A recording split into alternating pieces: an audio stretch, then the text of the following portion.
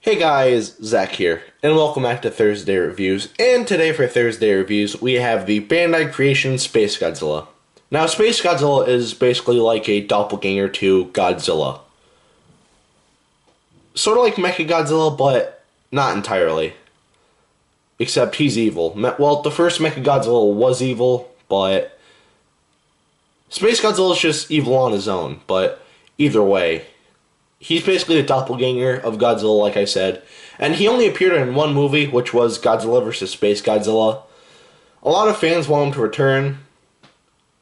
I don't know if I would agree with that or not, because it's just an evil Godzilla that can fly, in my opinion. That can summon crystals. But either way, definitely check out Godzilla vs. Spacegodzilla. It's not the best Godzilla movie, in my opinion, but it still is a good film, and you should definitely check it out. But without the further ado, let's take a look at the paint on this figure. So first, we'll take a look at the paint on the head, and the little crest right here is painted yellow, as well as the eyes. I don't know if you can notice, but Spacegodzilla has really bad cross eyes. It's really bad looking, and yeah, no, that's just really bad looking.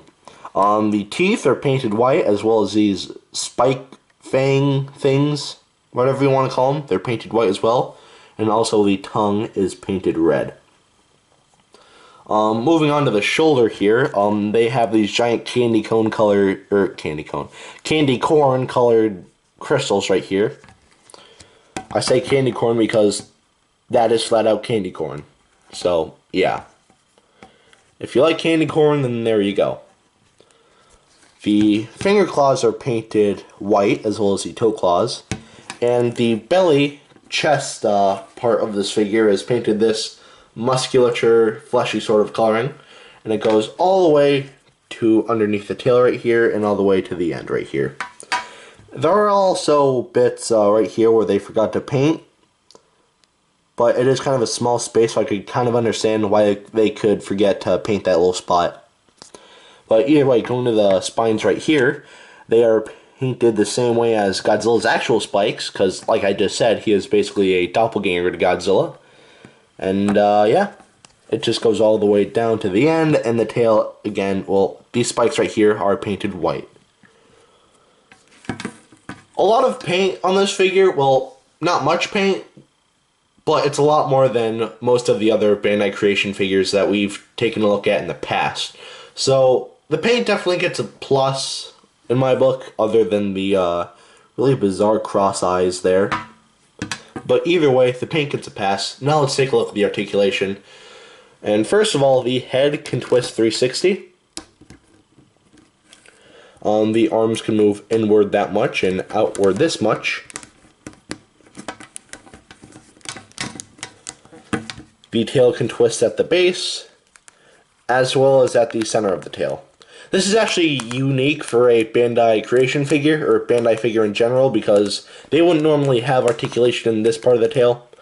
The only reason why this figure has articulation in this part of the tail is just so it could fit in the box. If you were to find this thing in box, if you can, I'll get to that later, then it'll come in the box just like this. So, yeah. Just like with the King Ghidorah figure, except this actually makes sense, and this bit of articulation isn't weird at all. It just makes it slightly more cooler. Well, it is cooler. The legs don't articulate, unfortunately. Would have been nice if we got leg articulation, but what are you going to do? So the articulation on this figure, the legs don't move, but either way, I like the articulation on this figure. So the articulation gets a pass. Now we'll take a look at the sculpt, and yeah, I kind of like the sculpt. It looks somewhat accurate to how he looked in Godzilla vs. Spacegodzilla. He has this really long tail.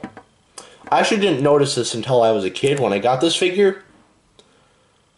Yeah, like, when I was a kid, I just thought Spacegodzilla just had, like, you know, a normal-sized tail, but looking at this thing, it's actually really long. It's not as long as Shin Godzilla's tail, but it still is pretty long. Spacegodzilla has kind of thunder thighs right here. Just pointing that out, he has thunder thighs. The head sculpt, I mean, it could have been a little bit better, but I'm still pleased with this. And, yeah. That's basically it for the sculpt on this figure.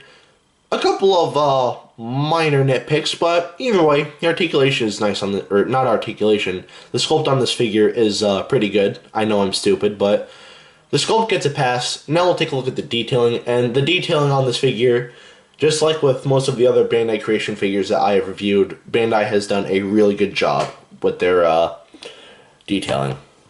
So the detailing on the head is really nice, if my camera can focus. The teeth are detailed in. We have a bunch of nice looking spikes on the back right here, on the back of his head. And the crest right here is detailed very nicely. There are more scales right here on this part of the neck, which look really nice. The arms are scaled nicely as well, with nice arm articulation. I keep saying articulation, detailing. There we go. For some reason, I have detailing on the I cannot speak today. For some reason, I have articulation on the mind today. There we go. Don't worry, guys. I can speak, although I am pretty stupid. More scales on the side of the body right here. A ton of scales on his thunder thighs right here, going down to the leg and all the way to the foot. And the feet are detailed very nicely. This chest, belly region right here is detailed nicely as well. And this actually kind of reminds me of Shin Godzilla in a way. I don't know if you can notice that, but it kind of reminds me of Shin Godzilla. If you've seen or if you know what Shin Godzilla is, it's basically the new Godzilla movie that came out last year, but still, this just reminds me of Shin Godzilla. More detailing on the tail, which just look really nice. Just a bunch of nice scaling right here. And going all the way down to the tail, these spikes right here are detailed nicely as well. Going up the tail, again, these little spikes are detailed really nicely as well. And these spines are detailed just like how they were in the movie Godzilla vs. Spacegodzilla. And also bits of detailing here as well. And, yeah. Should you get this figure? This figure is actually kind of rare. And by kinda, I mean very. One day I went on eBay and I could not find a single one of these things. So Spacegodzilla is probably really rare.